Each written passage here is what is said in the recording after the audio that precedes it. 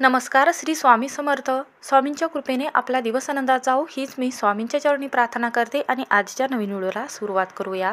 येत्या 29 मार्च वार शनिवार आणि या दिवशी आलेली आहे शनी अमावस्या.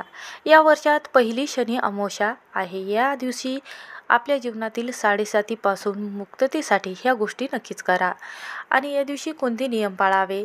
भगवान शनिदेवाला एक नारळ अर्पण करायचा आहे, ज्यामुळे आपल्या जीवनातील जी साडेसाती आहे किंवा शत्रुत्रास आहे किंवा आपल्या कोणत्याही कामामध्ये विघ्न येत असेल, कोणतंही हातात काम घेतलेलं पूर्ण होत नसेल किंवा यशस्वीरित्या नोकरी लागत नसेल, सरकारी नोकरी लागत नसेल, त्यासाठी आपल्याला शनिदेवाला ही एक वस्तू अर्पण करायची आहे, ज्यामुळे शनिदेवाचा आशीर्वाद प्राप्त होतो. आणि चुकूनही या दिवशी आपल्याला ह्या चुका 5 ज्या चुका आहेत त्या चुकूनही करायच्या नाही. या दिवशी काय करावे आणि काय करू नये याबद्दलची सविस्तर माहिती आपण या व्हिडिओमध्ये जाणून घेणार आहोत. त्यामुळे व्हिडिओ हा शेवटपर्यंत नक्की पहा. तर आपल्या हिंदू धर्मात अमावस्या तिथीला अत्यंत पवित्र म्हटलं गेलेलं आहे, कारण अमावस्या तिथी ही माता लक्ष्मीला समर्पित केली जाते. तर पहा, एका वर्षामध्ये 12 अमावस्या आहेत आणि प्रत्येकाचं स्वतःचं महत्त्व जे आहे ते वेगवेगळं आहे. परंतु शनी अमावस्या विशेष महत्त्वाची आणि सर्वात श्रेष्ठ म्हटली जाते. जेव्हा अमावस्या तिथी शनिवारी येते तेव्हा तिला शनी अमावस्या असं संबोधलं जाते किंवा शनिच्चरी अमावस्या असं संबोधलं जाते. तर ही जी तारीख आहे ही वर्षातून एकदा किंवा दोनदा येते. धार्मिक मान्यतेनुसार शनिदेवाचा जन्मही अमावस्या तिथीला झालेला आहे. त्यामुळे या दिवशी शनिदेवाची उपासना करणे अत्यंत लाभदायक म्हटले जाते. यावर्षी शनी अमावस्या कधी येईल आणि त्याचे महत्त्व काय आहे, उपाय कसे करावे, आणि इथे एक नारळ आपल्याला अर्पण करायचा आहे, ज्यामुळे आपल्या जीवनामध्ये कठीणातील कठीण समस्या दूर होतील, साडेसाती दूर होईल आणि घरात दारिद्र्य गरिबी जी आहेत, घरात अखंड लक्ष्मी नांदेल. त्यासाठी उपाय कसा करायचा आहे आणि पितृदोष कमी करण्यासाठी उपाय कोणते करायचे आहेत. आपल्या जीवनामध्ये जर प्रखर पितृदोष असेल किंवा 7 पिढीचे दारिद्र्य कमी होण्यासाठी हा उपाय खूप महत्त्वाचा मानला जातो. असं म्हटलं जाते की शनिदेवाची जेव्हा आपल्यावर कृपा असते तेव्हा आपल्या जीवनात कोणतीही आर्थिक समस्या असेल, पैशाचा समस्या असेल किंवा नोकरी लागत नसेल, कोणतंही काम हातात घेतलेलं पूर्ण होण्यासाठी शनिदेवाची पूजा आवर्जून करावी. तर यंदा 2025 मधली पहिली शनी अमावस्या चैत्र महिन्यातील अमावस्येला येणार आहे.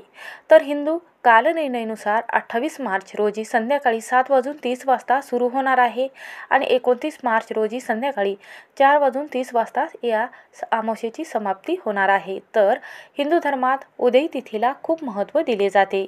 या दिवशी म्हणजेच शनिवारच्या दिवशी शनी अमावस्या 29 रोजी साजरी होणार आहे.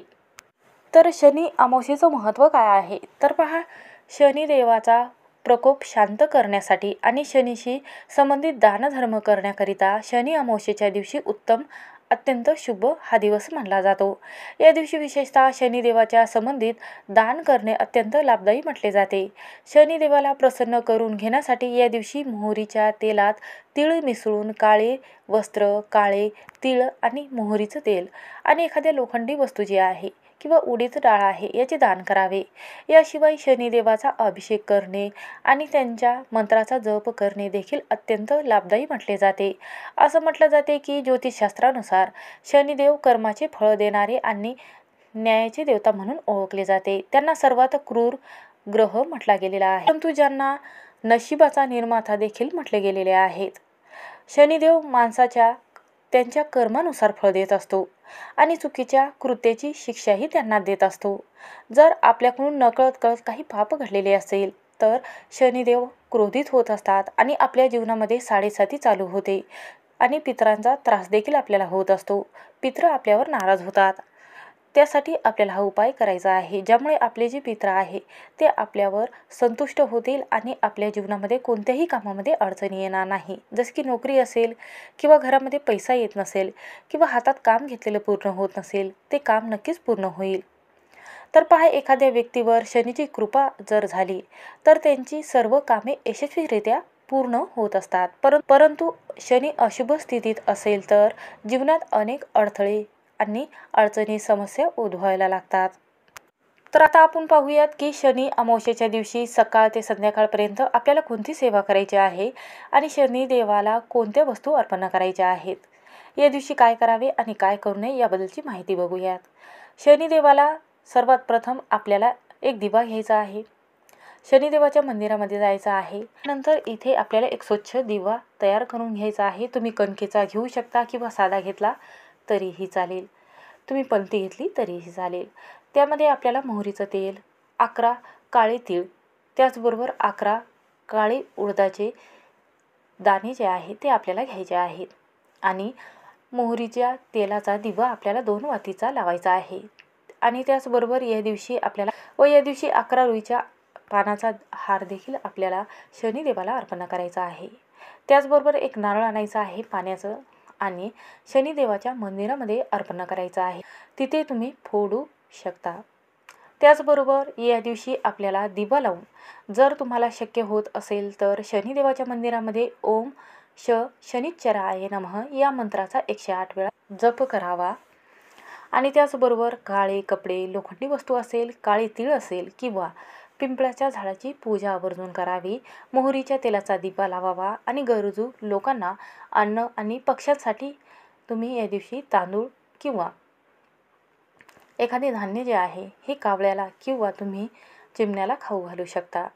सूर्योदयापूर्वी स्नान करून एक तांब्याचा कलश आपल्याला भरून घ्यायचा आहे आणि त्यामध्ये थोडंसं गंगाजल, त्याचबरोबर थोडेसे काळे तीळ आणि कच्चे दूध टाकायचं आहे आणि हे जे पाणी आहे हे सूर्यदेवाला आपल्याला अर्घ्य म्हणून द्यायचं आहे. ओम सूर्यदेवाय नमः हा मंत्र म्हणायचा आहे. आणि आपल्या जीवनामध्ये जर 7:30 चालू असेल किंवा 7:30पासून मुक्तता हवी असेल तर हा उपाय नक्की करून पहा.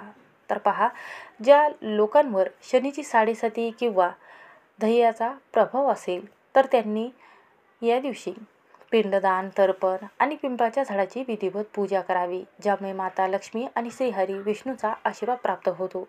असं म्हटलं जाते की पिंपळाच्या झाडावर लक्ष्मी वास करत असते दिवसभर आणि सकाळी आणि संध्याकाळी माता लक्ष्मी त्याचबरोबर आपल्या पितरांचा सहवास असतो. म्हणून चुकूनही दुपारी 11 ते 6 वाजेपर्यंत चुकूनही पिंपळाच्या झाडाची प्रदोष काळानंतर पूजा करावी.